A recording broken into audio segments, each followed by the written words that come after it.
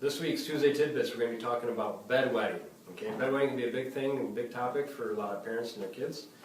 And one of the big things that occurs with bedwetting is, one, you should develop out of it. Right? It's a developmental thing a lot of times. Could be an emotional stressor. Different aspects can really play a factor, even spinal trauma. Okay, so what do we do for bedwetting? Well, your kid goes to bed, and in the middle of the night, they wake up and they're wet. And no matter what you do, you tried counseling, you tried award systems, you tried negative systems, and it just doesn't get any better. Well, when you come into our office, how we go about assessing the bedwetting is you have a sacral plexus, okay, which comes out of your very lower part of your low back. That innervates parasympathetic muscles that innervate the detrusor muscle of your bladder, okay? That can be an issue. You could have an area from T12 to L1. That's going to be your sympathetic nervous system that comes around, and those inhibit that parasympathetics from causing contraction of that detrusor muscle, okay? And we're going to be throwing a lot of big terms at you, just stick with me, okay? So the concept at the end will all come together. And then you can have cervical issues in your neck with the parasympathetics. So when you come in, sometimes we start out with sacral adjustments. Sometimes we start out with TL junction adjustments. Sometimes we start out with cervical. Sometimes we do all three. And I've seen a lot of fantastic things happen from just doing adjustments. Because when you wake up the sympathetic or the parasympathetic nervous system to get the innervation of that bladder better, you can do fantastic stuff with that. Okay? A lot of times it is a neurological issue in which you have an area of your brain called your frontal lobe. Okay? Your prefrontal cortex and your frontal lobe, those are all what sets you aside from animals. Okay?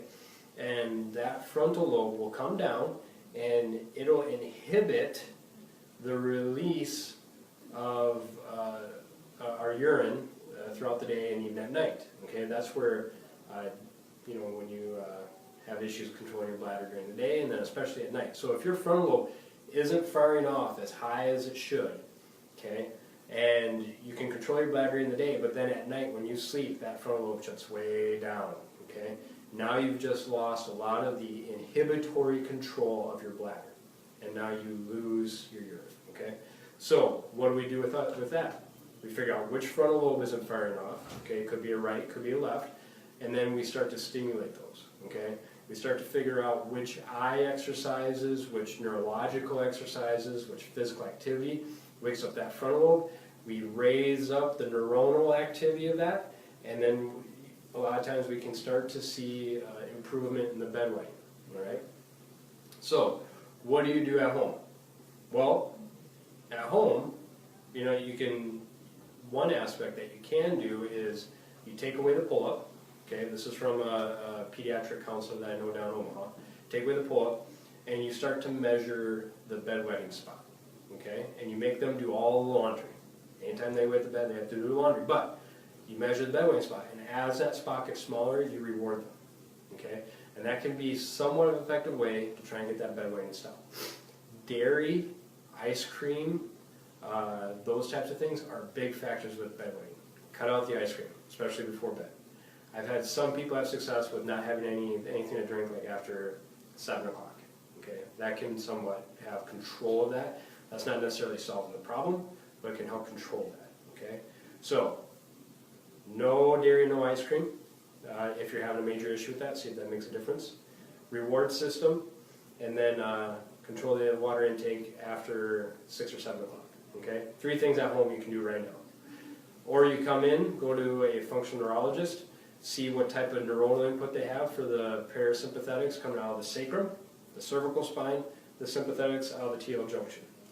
If those things don't work, we assess the frontal lobe, okay, and that's what we do in our office. So, if you have any questions with any of that, give us a call, 507-425-0025. Go on our website, send us an email or a message, excuse me, foldafamilychiro.com.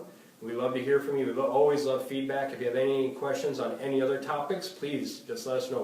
We'll gladly cover anything that you got.